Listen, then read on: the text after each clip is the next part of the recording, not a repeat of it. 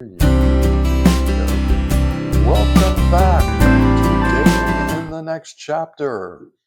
We are the podcast for anyone navigating love, laughter, and life after 60.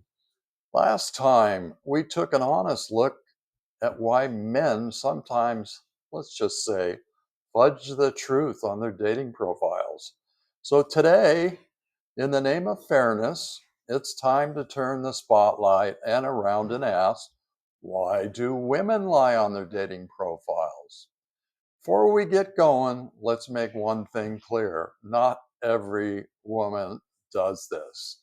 But if we're really being honest, plenty of us have tempted to adjust, omit, or creatively edit certain details. Sometimes it's subtle, like rounding our weight down.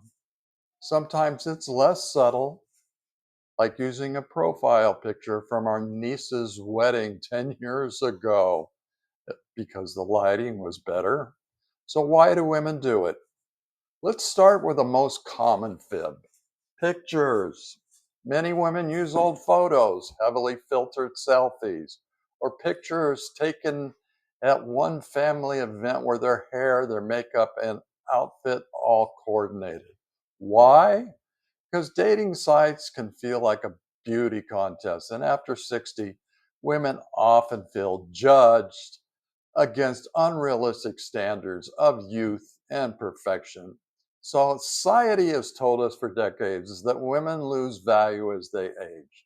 So, when the pressure uh, hits, some women think if I use this picture from 2012, I'll at least get a chance to meet him.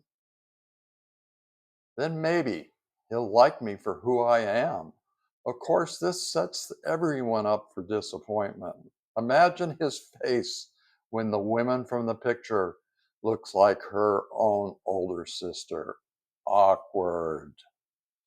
So, another biggie is shaving off a few years, listing 65 instead of 70 or 59 instead of 63, just enough to fall into a younger search category. Women do this for the same reason that men do. It's about fear of being filtered out. Some women have noticed that if they list their true age, messages will slow down dramatically. It's less about wanting to deceive and more about wanting to stay in the game. But here's the truth: honesty really does matter.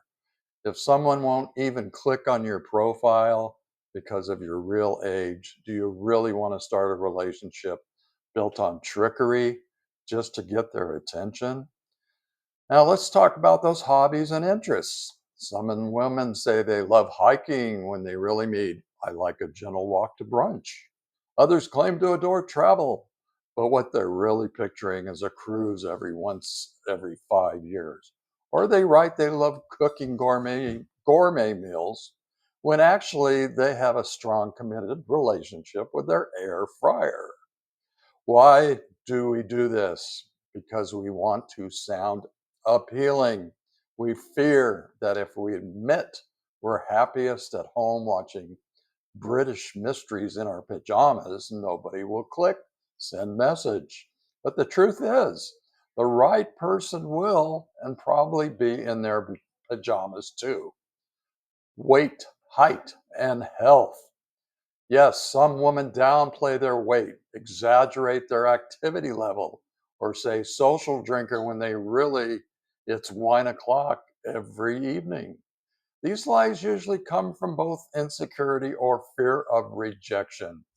Many women spent years being critiqued by their partners, their family, strangers, and now they're in a dating pool. You feel like the pressure is back. But let's be honest. If the first coffee dates ends with him realizing you're not a marathon runner after all, what have you really gained? It's better to attract someone who loves you for exactly who you are. How do we keep it real? How do we stop the cycle of fibbing? Here's a few thoughts. Number one, use current photos. Even if you're nervous, let your profile reflect who you are today. Trust me, authentic smiles beat airbrush perfection every time. Number two, be upfront about your age. Wear your years proudly.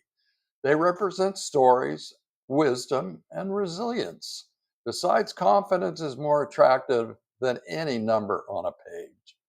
Describe what you actually enjoy. Don't write avid hiker unless you truly mean it. If your idea of adventure on a Saturday is a farmer's market, say so. The right person will think that's delightful. Number three, Number four, sorry, lead with honesty. If you struggle with putting yourself out there, say that.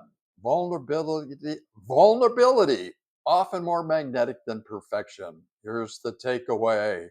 At the end of the day, whether it's a man or a woman, most dating profile lies come from the same place: fear, fear of rejection, fear of being invisible, fear of not measuring up. But here's the real secret: your real self, the one with laugh lines, the one with quirks, and all your life's experience is the one most worth showing. Because real connection doesn't happen when we're pretending, it happens when we show up. This is me, and trust that right person will smile and say, "Hey, this is exactly what I'm looking for." That is it for this week's episode of Dating and in the Next Chapter. We would love to hear from you and have you ever told a why on your profile or spotted one on someone else's? How did it play out? Send us your questions, send the comments or stories to datinginthenextchapter@gmail.com. Who knows? We might feature your story on an upcoming episode. Until next time, be bold, be kind, and always we'll see you in the next chapter. Take care, guys.